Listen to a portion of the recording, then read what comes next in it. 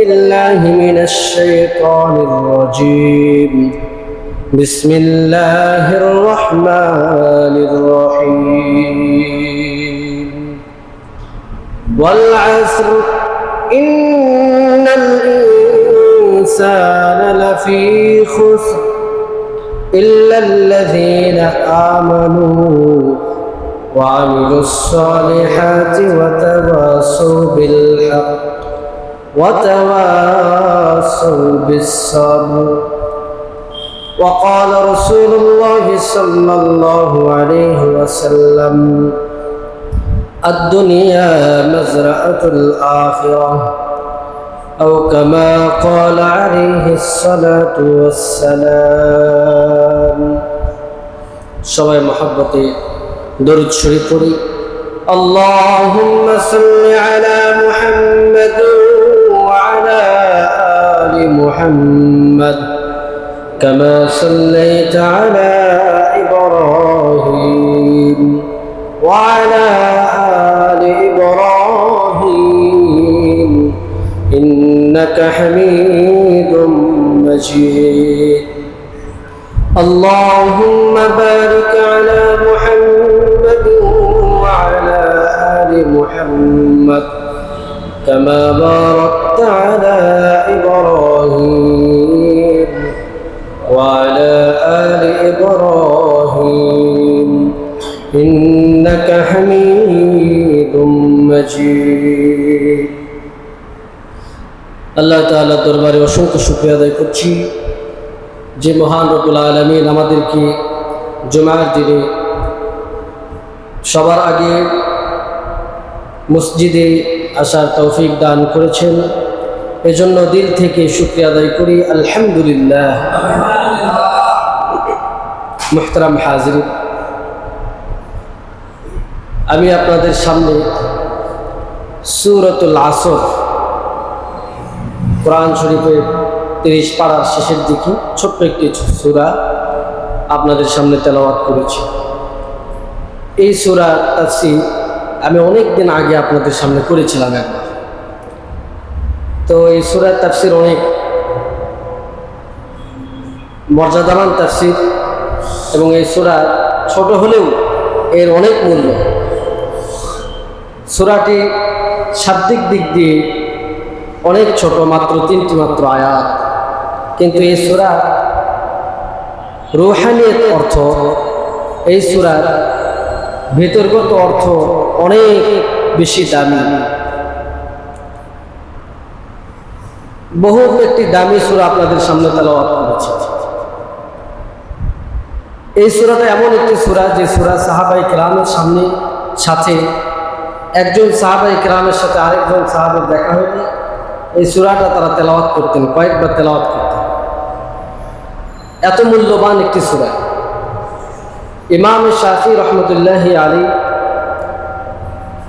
উনি বলেন, পৃথিবীতে যত উম্মত আসবে, পৃথিবীতে যত মানুষ আসবে, তারা যদি শুধুমাত্র সূরাতুল আসরের উপরে আমল করে, সূরাতুল আসরকে ফলো করে, তো পুরা দুনিয়াতে যত কিয়ামত পর্যন্ত উম্মত আসবে সবাই সূরাতুল আসরকে ফলো করার কারণে জান্নাতে চলে যাবে।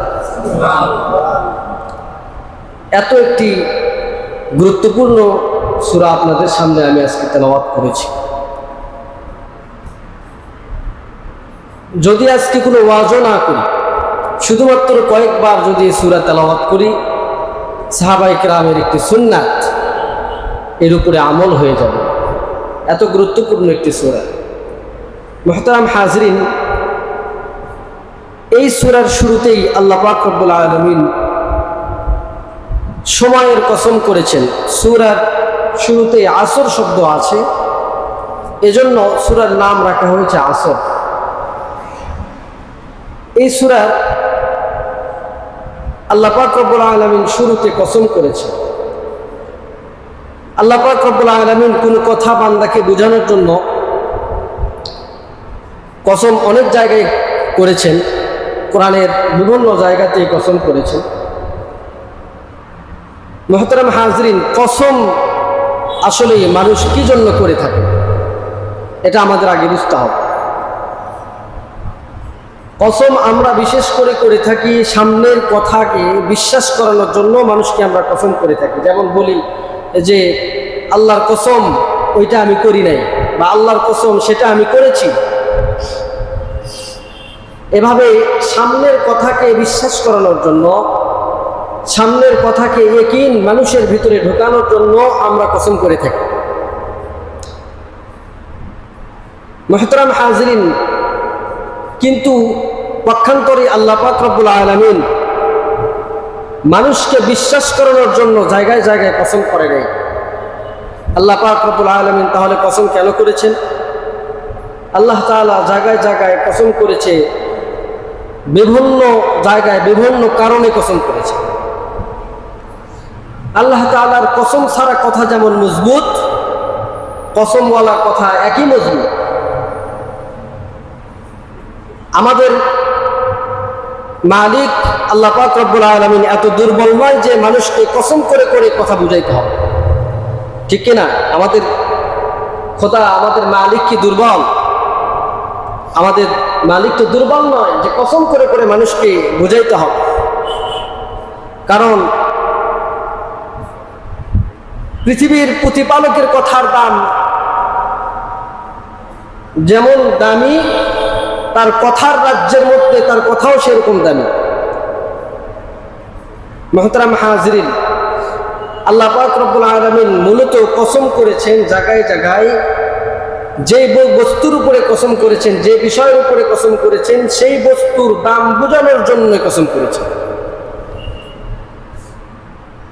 আল্লাহ পাক রব্বুল আলামিন সূরাতুল আসরে আসরের সময়ের কসম করেছেন। কেন করেছেন সময়ের কসম? এখানে সময়ের মূল্য যে অতি বেশি, সময়ের দাম অনেক বেশি, এটা বোঝানোর জন্য মূলত আল্লাহ তাআলা সূরাতুল আসরে এখানে সময়ের কসম করেছেন। ঠিক তেমনি ভাবে কুরআনুল কারীমের অনেক জায়গাতে আল্লাহ তাআলা কসম করেছেন। যে জায়গায় যে ধরনের কসম করেছেন, যে জায়গায় কসম করেছেন, ওই জায়গায় ওই বস্তু, যে বস্তুর কসম করেছেন, ওই বস্তুর দাম বোঝানোর জন্যই মূলত আল্লাহ তাআলা কসম করেছেন। মুহতারাম হাজিরিন, আপনারা জানেন যে সময়ের কেমন মূল্য। পৃথিবীতে সবচেয়ে বেশি মূল্যবান যে সম্পদ, যে নিয়ামত, সেটা হচ্ছে সময়ের, হায়াতের মূল্য। হায়াতের যেটা হায়াত, যে হায়াতের মূল্য পৃথিবীতে সবচেয়ে বেশি। এজন্য হায়াতের উপমা হচ্ছে বরফের মতো। হায়াতের উপমা কিসের মতো? বরফের মতো। উলামা ইকরাম বলেন, মুফাসসিরিন ইকরাম বলেন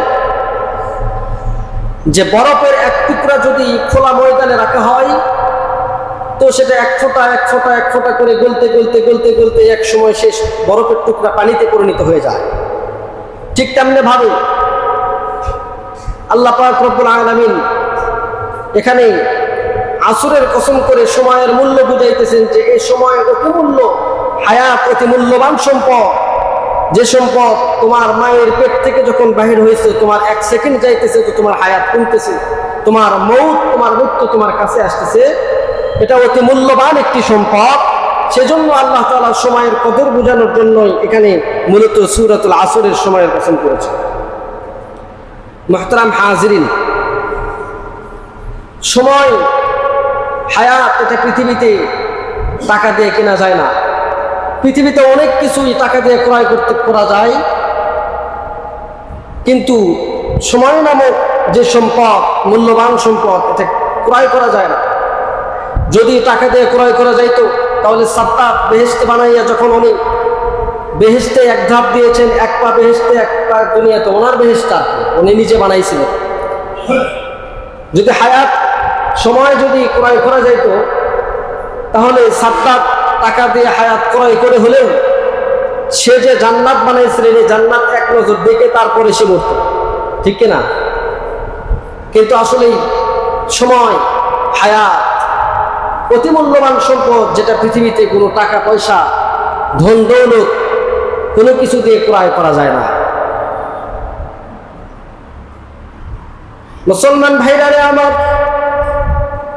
সময় এমন মূল্যবান সম্পদ, কোন সুন্দরী নারী, যে সুন্দরী রূপসী নারী, যার সম্পদ আছে, সব কিছু আছে, যার এত সৌন্দর্য, কয়েকজন পুরুষ, কত পুরুষ, হাজার হাজার পুরুষ তার জন্য পাগল। একজন সুন্দরী নারীর জন্য পৃথিবীর সমস্ত পুরুষেরা হয়তো পাগল হয়ে যাবে, কিন্তু ওই সুন্দরী নারীর ভিতর থেকে যখন হায়াত নামক নিয়ামত যখন চলে যাবে, পৃথিবীর একেবারে কুশ্রী যে মানুষ আছে, যে খারাপ মানুষ আছে, সৌন্দর্য নাই, সম্পদও নাই, সে ব্যক্তিটাও কিন্তু ওই নারীকে চাইবে না। হায়াত হচ্ছে এত মূল্যবান একটি সম্পদ, হায়াতের এত দাম। মুহতারাম হাজিরিন, এত আদরের স্ত্রী, এত সৌন্দর্য স্ত্রী, মহব্বতের ভালোবাসার স্ত্রী, রাতের বেলা একই সাথে একই পালঙে একই খাটের উপরে আমরা শুয়ে থাকি। রাতের বেলা যদি সুন্দরী স্ত্রীর হায়াত শেষ হয়ে যায়, সময় যদি শেষ হয়ে যায়, পৃথিবীর কোনো স্বামী সেই স্ত্রীকে আর কাছে রাখবে না, আর সে কাছে রাখবে না। হায়াতের এত মূল্য, এত সম্পদের মালিক, এত টাকার মালিক, এত জায়গার মালিক, এত কিছুর মালিক, কিন্তু হায়াত নামক যে দৌলত, হায়াত নামক যে একটি দামি সম্পদ, এটা আপনার শরীর থেকে বাহির হয়ে যাওয়ার সাথে সাথে পৃথিবীতে আর আপনার কোনো মূল্য না। পৃথিবীতে মানুষের যে হায়াত থাকে, এই যত নিয়ামত আছে পৃথিবীতে, আল্লাহ তাআলা যত নিয়ামত দিয়েছে, সমস্ত নিয়ামত উপভোগ করার জন্য সবচেয়ে বড় নিয়ামত যেটা, সেটার নাম হচ্ছে হায়াত। এই হায়াত নামক নিয়ামত যদি মানুষের ভিতরে না থাকে, তাহলে আমার জীবনে যত নিয়ামতই আসুক না কেন, সেই নিয়ামতের কোনো মূল্য নেই। মুহতারাম হাজিরিন, এজন্য হায়াত, এটা কি কদর করতে হবে। হায়াত, আল্লাহ পাক রব্বুল আলামিন বলেন, ওয়াল আসর, সময়ের কসম, সময়ের কসম, তোমার হায়াতের কসম, ইন্নাল ইনসানা লাফি খুসর। আল্লাহ তাআলা বলেন, হায়াতের কসম করে আমি বলছি, সময়ের কসম করে বলছি, ইন্নাল ইনসান লাফি খুসর, নিশ্চয় পুরা পৃথিবীর যে সমস্ত মানুষ আছে, নিশ্চয় পৃথিবীতে যত মানুষ আছে, সমস্ত মানুষ তারা ক্ষতির মধ্যে আছে। নিশ্চয় সমস্ত মানুষ ক্ষতির মধ্যে। কিসের ক্ষতি? তারা হায়াত তোমার ক্ষতির মধ্যে আছে। পৃথিবীর মধ্যে সবচেয়ে যে ভালো মানুষ, সে যদি কাবার ইমাম হয়, কাবা শরীফে দাঁড়িয়ে দাঁড়িয়ে যদি ইবাদত করে, সেও ক্ষতির মধ্যে আছে। কিসের ক্ষতি বলেন? হায়াত নামক সম্পদ তোমার ক্ষতি। তার একটা সেকেন্ড চলে যাইতেছে, তার জীবন থেকে তার হায়াতের মূল্যবান সম্পদ কমে যাইতেছে। মদিনায় মসজিদে নববী জান্নাতের টুকরার মধ্যে যদি সে দাঁড়িয়ে থাকে, তারপরেও কিন্তু তার সম্পদ, হায়াত নামক সম্পদ তার কাছ থেকে চলে যাইতেছে। এজন্য আল্লাহ পাক রব্বুল আলামিন বলেন, নিশ্চয় পুরা পৃথিবীর মানুষ বড় ক্ষতির মধ্যে আছে। পুরা পৃথিবীর সমস্ত মানুষ ক্ষতির মধ্যে আছে। আমি যে কথা বলছি, আমি যে একটা সেকেন্ড চলে যাইতেছি, তো আমার এক ধাপ মৃত্যুর দিকে আমি এগিয়ে যাচ্ছি। মুহতারাম হাজির, এই সম্পদ, এই হায়াত হচ্ছে এত সম্পদ, এই দামি সম্পদ। এজন্য রাসূল আকরাম সাল্লাল্লাহু আলাইহি ওয়াসাল্লাম হাদিসের ভিতরে বলেন যে 5টি জিনিস আসার আগে তোমরা 5 জিনিসের কদর করো। কয় জিনিস আসার আগে কয় জিনিসের কদর করতে বলেছে? জোরে বলেন। 5 জিনিস আসার আগে 5 জিনিসের কদর করতে রাসূল আকরাম সাল্লাল্লাহু আলাইহি ওয়াসাল্লাম বলেন। রাসূল আকরাম সাল্লাল্লাহু আলাইহি ওয়াসাল্লাম বলেন, শাবাবাকা ক্বাবলা হারামিক, শাবাবাকা ক্বাবলা হারামিকা, তোমার যৌবন শেষ হওয়ার আগে, তোমার বার্ধক্য আসার আগে যে তোমার যৌবন, এই যৌবনকে তুমি কদর করো। মুসলমান ভাইরা রে আমার, আজকে আমরা আমাদের যৌবনকে কদর করি, শেভ করে, দাড়িকে শেভ করে, ক্লিন শেভ করে, আমার যৌবনকে আমি কদর করি, ঠিক কিনা বেঠি? আমার যৌবনকে ধরে রাখার জন্য দাড়িগুলো পেকে গেছে, এ দাড়ির মধ্যে কালার করে করে আমার যৌবনকে ধরে রাখার চেষ্টা করি। আমরা আমাদের যৌবনকে কদর করি কি করে? মুসলমান ভাইরা রে আমার, আমরা আমাদের যৌবনের কদর করি, নেতার পিছনে পিছনে ঘুরে ঘুরে আমাদের যৌবনের কদর আমরা করি। ও যুবকরা, তোমাদেরকে বলছি, নেতার পিছনে ঘুরে ঘুরে জীবনকে নষ্ট করার জন্য তোমাকে আল্লাহ পাক রব্বুল আলামিন কোনো যৌবন দান করে নাই।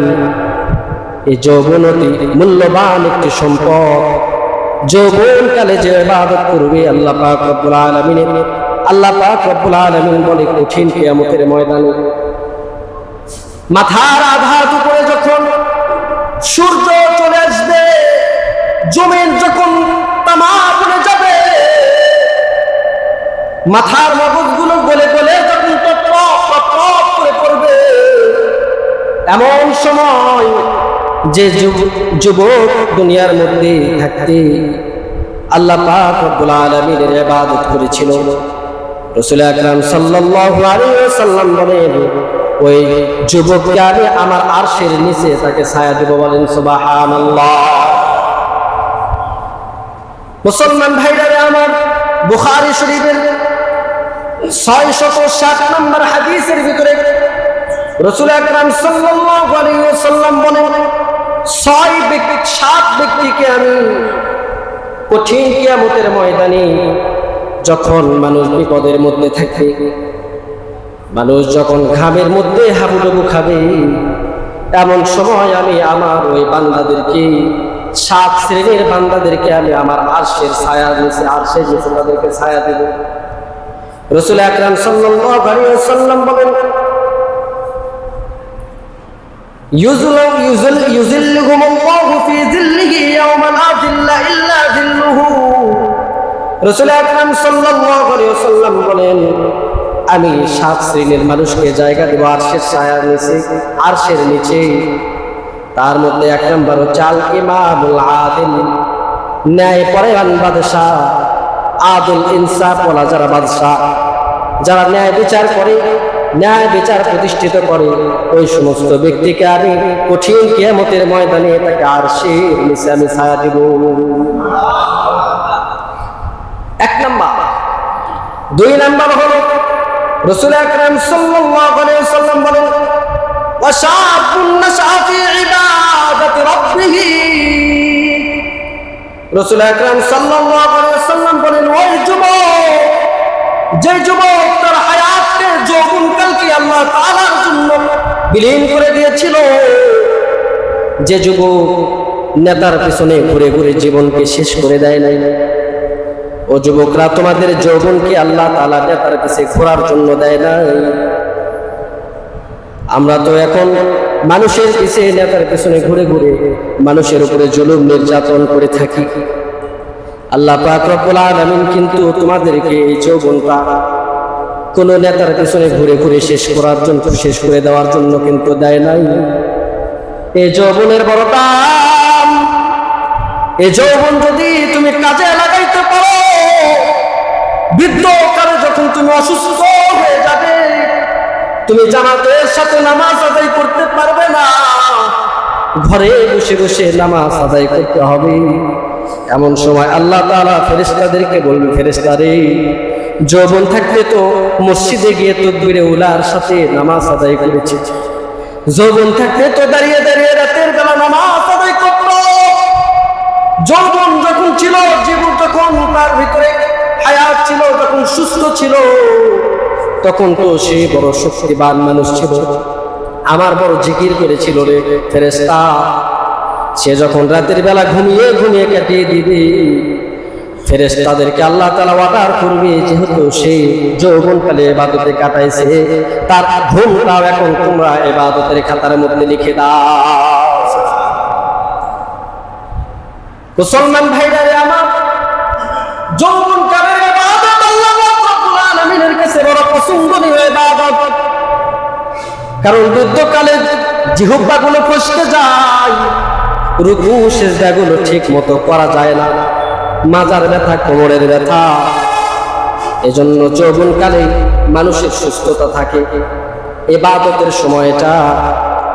কোন ব্যক্তি যখন যৌবনকালে মসজিদে তাকবীরে উলার সাথে নামাজ পড়ে, বৃদ্ধকালে যদি সে মসজিদে এসে নামাজ নাও পড়তে পারে, আল্লাহ পাক রব্বুল আলামিন মসজিদে এসে তাকবীরে উলার সাথে নামাজ আদায় করার সওয়াব তার আমলনামায় লিখে দিবে। বলেন সুবহানাল্লাহ। এজন্য বলি, এ যুবক, তোমার এই যৌবনকালকে তুমি মোটরসাইকেলের পিকআপ মেরে মেরে তুমি নষ্ট করিও না। এখন তো যুবকরা মোটরসাইকেলের সাইলেন্সারের মধ্যে কোটা লাগাইয়া মানুষের ঘুম হারাম করে দেয়, ঠিক কিনা বলেন? মসজিদের ভিতরে ইবাদত করি, এমন জোরে হুন্ডার পিকআপ মারে, আমাদের নামাজের ভিতরে খুশু গুলো নষ্ট হয়ে যায়। ও যুবক, হুন্ডার পিকআপ মারার জন্য তোমাকে যৌবন আল্লাহ দেয় নাই। এই যৌবনের বড় দাম। এই যৌবন কাল যদি তুমি ইবাদতে কাটাইতে পারো, আল্লাহ বলেন ওয়াশাবুন নাশা ফি ইবাদাতি রাব্বিহ, যে ব্যক্তি, যে যুবক এই নওজোয়ান কালে তার এই যৌবনকে ইবাদতে কাটাইবে, আমি তাকে আরশের নিচে ছায়া দিব। এটা হলো 2 নাম্বার। রাসূল আকরাম সাল্লাল্লাহু আলাইহি ওয়াসাল্লাম বলেন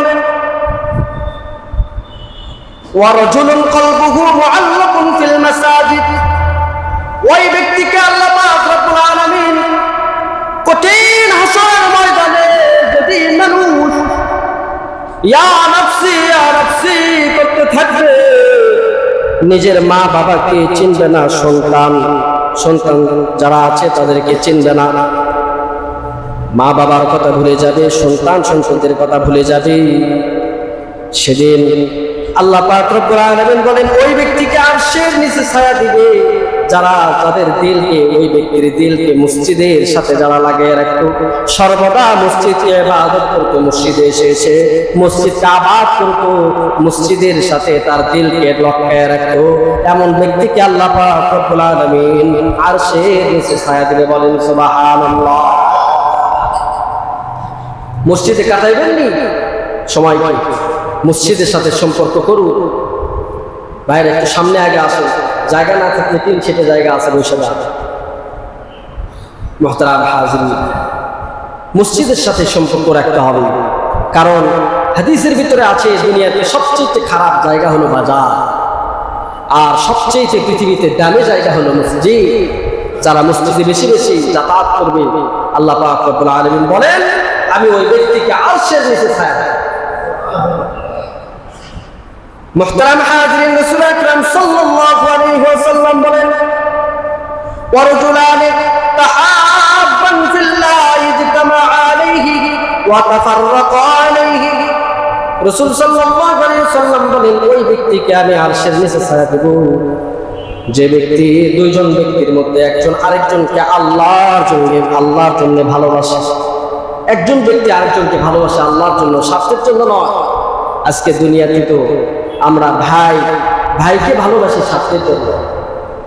পৃথিবীতে এমন অবস্থা হয়ে গিয়েছে, পিতামাতা তারাও এখন সন্তানের উপরে স্বার্থ খোঁজে, ঠিক কিনা বলেন? 5টি ছেলে সন্তান আছে, যে সন্তান বেশি বাবা মাকে টাকা দেয়, পয়সা দেয়, একটু মাল দৌলত বেশি যা মা বাবা, সেই সন্তানকে বেশি মহব্বত করে। আগে এটা ছিল না, বর্তমান আমাদের নজরে আছে। দেখি যেই সন্তানটা একটু বেশি ধনাঢ্য, বেশি অর্থ সম্পদওয়ালা, সেই সন্তানকে পিতামাতা বেশি শ্রদ্ধা করে, বেশি সম্মান করে। আল্লাহ পাক, আল্লাহ রাসূল সাল্লাল্লাহু আলাইহি ওয়াসাল্লাম বলেন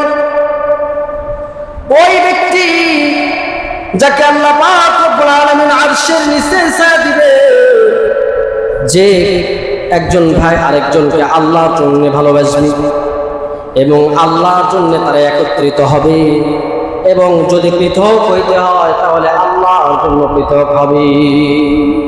আল্লাহর জন্য পৃথক হবে, যদি আল্লাহর জন্য একত্রিত হবে, আবার আল্লাহর জন্যই তাকে ভালোবাসবে, এমন গুণ যে ব্যক্তির ভিতরে থাকবে, আল্লাহ পাক রব্বুল আলামিন বলেন ওই ব্যক্তিকে আমি আরশের নিচে ছায়া দেব। বলেন সুবহানাল্লাহ।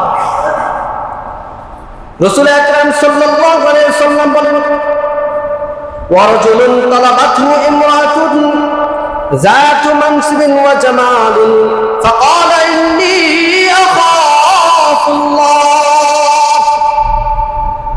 ওই মানুষকে, ওই যুবককে আল্লাহ পাক রব্বুল আলামিন আরশের নিচে ছায়া দিবে, যে যুবককে রূপসী সুন্দরী ধনাত্মবান মহিলা তাকে আহ্বান করবে জেনা করার জন্য, ব্যভিচার করার জন্য আহ্বান করবে। সুন্দর নারী, ধনাত্মবান নারী তাকে দেখবে, সে বলবে ইন্নী আখাফুল্লাহ,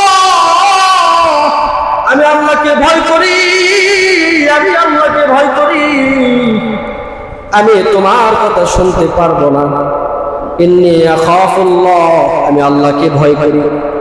এই কথা যখন বলবে, এই কথা যে ব্যক্তি বলবে, আল্লাহ রাসূল বলেন ওই ব্যক্তিকে কঠিন কিয়ামতের ময়দানে সবাই যখন বিপদে নিমজ্জিত থাকবে, আল্লাহ পাক রব্বুল আলামিন ওই যুবককে আরশের নিচে ছায়া দিবে। বলেন সুবহানাল্লাহ। রাসূল আকরাম সাল্লাল্লাহু আলাইহি ওয়াসাল্লাম বলেন ওয়ারাজুলুন তাসাদ্দাকা আখফা হাত্তা লা তা'লামা বিশিমালিহি মা তুনফিকু বিয়ামিনুহু। রাসূল সাল্লাল্লাহু আলাইহি ওয়াসাল্লাম বলেন ওই ব্যক্তিকে আল্লাহ তাআলা আরশের নিচে ছায়া দিবে কঠিন কিয়ামতের ময়দানে, যে ব্যক্তি তার ডান হাতে দান করবে, সদকা করবে, তার বাম হাতও জানবে না। অর্থাৎ সে গোপনে গোপনে আল্লাহ পাক রব্বুল আলামিনকে খুশি করার জন্য বেশি বেশি দান সদকা করবে, ওই ব্যক্তিকে আল্লাহ পাক রব্বুল আলামিন আরশের নিচে ছায়া দিবে। বলেন সুবহানাল্লাহ। মুহতারাম হাজির, তবে অন্যান্য হাদিস দ্বারা আমরা বুঝি মানুষের সামনে অন্য মানুষকে, অন্য ভাইকে উৎসাহিত করার জন্য দেখে দেখেও দান করা যায় আছে, তবে অন্তরে অন্তরে নিয়ত থাকবে যে আমি আল্লাহর জন্য দান করছি।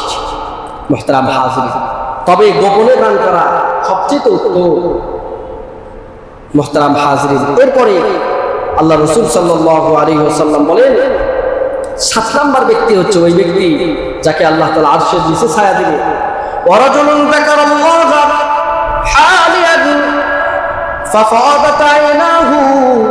রাসূল আকরাম সাল্লাল্লাহু আলাইহি ওয়াসাল্লাম বলেন ওই ব্যক্তিকে আল্লাহ তাআলা আরশের নিচে ছায়া দিবে, যে নির্জনে একাকিত্ব অবস্থায় ঘরের দরওয়াজা বন্ধ করে একাকী ভাবে আল্লাহ তাআলার জিকির করে, আল্লাহ তাআলাকে স্মরণ করে,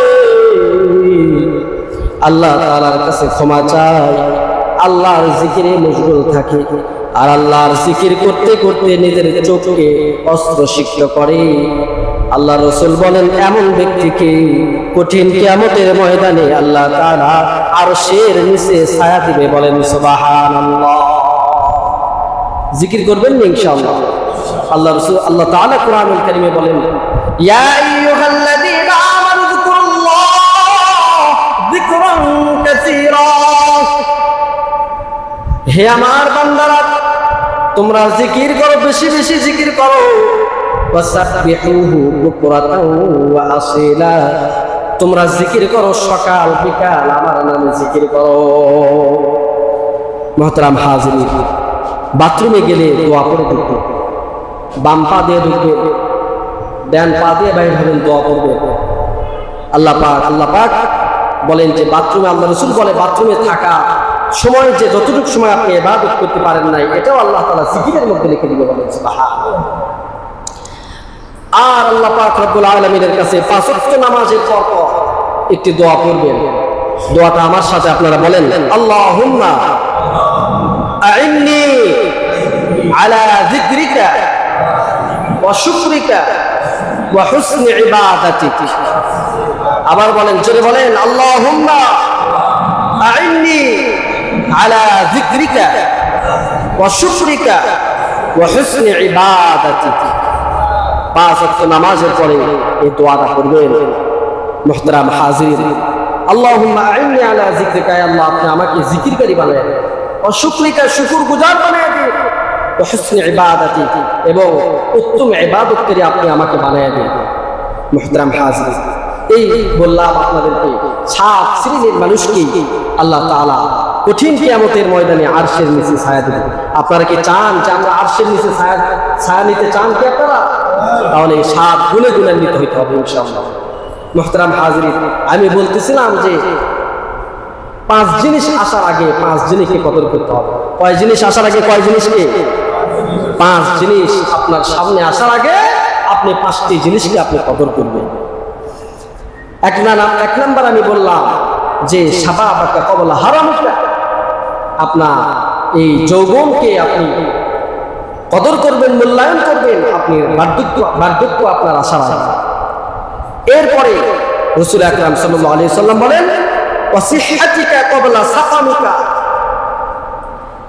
মুহতারাম হাজিরিন, রাসূল সাল্লাল্লাহু আলাইহি সাল্লাম বলেন তুমি অসুস্থ হয়ে যাওয়ার আগে তুমি সুস্থতাকে কদর করো, মূল্যায়ন করো।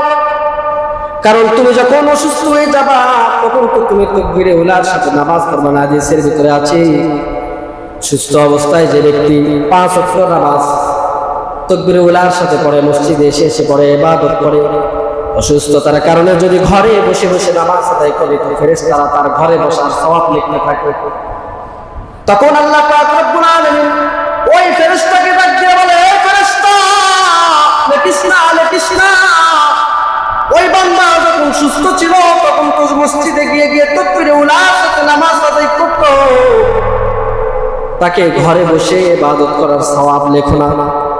বরং যেহেতু সে অসুস্থ হয়ে গিয়েছে, সুস্থ থাকলে মসজিদে গিয়ে নামাজ আদায় করত, মসজিদে গিয়ে তাকবীরে উলার সাথে নামাজ আদায় করলে যে সওয়াব, সে সওয়াব তার আমল নামায় লিখে দাও। বলেন সুবহানাল্লাহ। মুহতারাম হাজিরিন, এজন্য অসুস্থ হয়ে যাওয়ার আগে সুস্থতাকে কদর করতে হবে, ইবাদতে কাটাইতে হবে। রাসূল আকরাম সাল্লাল্লাহু আলাইহি ওয়াসাল্লাম বলেন ওয়া গিনাকা ক্বাবলা ফাকরিক। ও মুমিনেরা, ও মুসলমানেরা, তুমি গরিব হয়ে যাওয়ার আগে তোমার কাছে যে সম্পদ আছে সম্পদের কদর করো। অনেকেরই তো টাকা পয়সা হয়ে গেছে, অনেক সম্পদের মালিক হয়েছে, আজ পর্যন্ত হজ করে না, যাকাত দেয় না, ঠিক কিনা বেঠিক? মুহতারাম হাজিরিন, এই যে টাকা গচ্ছিত রাখলেন, হাদিসের ভিতরে আছে কঠিন কিয়ামতের ময়দানে আপনার সোনা রূপা টাকা পয়সাগুলো গলিয়ে একেবারে সেগুলো তোমার পাঁজরের মধ্যে, তোমার গালের মধ্যে, পিঠের মধ্যে এগুলো দিয়ে ছাকা দেওয়া হবে।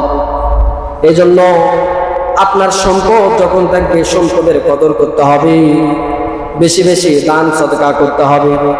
মুহতারাম হাজিরিন, আমাদের তো ঘরের ওয়াইফাই বিল দিতে সমস্যা হয় না, কিন্তু মসজিদের মাসিক দিয়ে চাঁদা এটা দিতে, আমাদের মাসিক দিয়ে দান অনুদান এটা দিতে আমাদের সমস্যা ঠিক কিনা? আমাদের মসজিদ থেকে বা অন্যান্য যে কোনো জায়গা থেকে দিনের কাজের জন্য বারবার যাওয়া হয়, তারপর বলে কালকে আসেন, পরশু আসেন, কত বাহানা।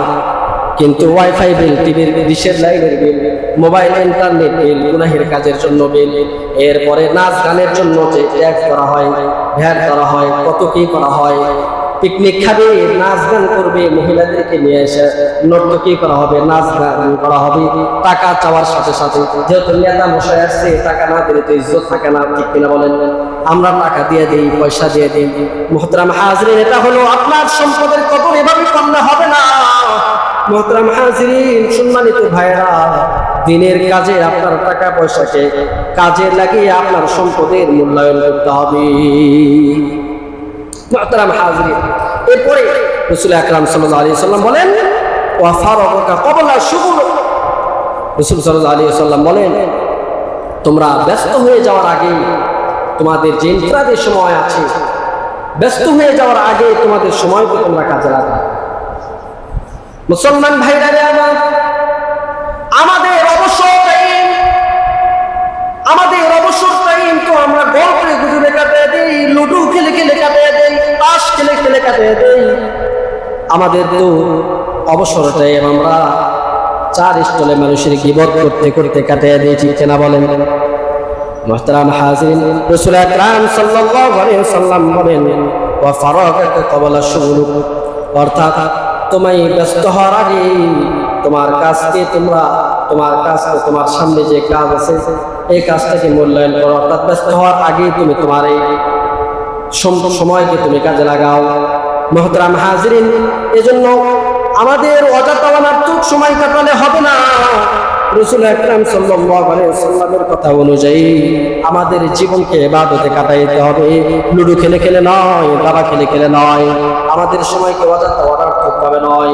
যদি ব্যায়াম করার জন্য হয়, খেলাধুলা কিছু করা যায়, গত জুমায় বলেছিলাম যে ব্যায়াম করার জন্য, শরীরের চর্চার জন্য কিছু সময় আপনি জিকিরে ফিকিরে ব্যায়াম করার জন্য খেলাধুলা কিছু যায়, কিন্তু লুডো খেলা নয়, কিন্তু দাবা খেলা নয়, সেটা কিন্তু তাস খেলা নয়। মুহতারাম হাজির, আমাদের এই সময়কে, অবসর সময়কে আমাদের মূল্যায়ন করতে হবে। এখন তো সারা জীবন সরকারি চাকরি করতে করতে স্কোপ যখন ঢিল হয়ে গেছে, চুল যখন সাদা হয়ে গেছে, তখন মসজিদে আইসা কাজ নাই কাম নাই, শুধু দেখি যে তাইসের মধ্যে বালু আছে কিন্তু ইমাম মুয়াজ্জিনের ভুল ধরার জন্য ব্যস্ত থাকে, ঠিক কিনা বলেন? মুহতারাম হাজির, অবসর টাইম, সারা জীবন সরকারি চাকরি করে করে সব কিছু স্কোপ ঢিল করে দিয়েছে, শেষ পর্যন্ত বৃদ্ধকালে মসজিদ ধরছে তো আইসা আমাদেরকে, ওলামাই কেরামদেরকে, ইমাম মুয়াজ্জিন খতিব যারা খাদেম আছে তাদেরকে জ্ঞান দেয়। আল্লাহ তাআলা হেফাজত করেন, বলেন সবাই বলেন আমিন।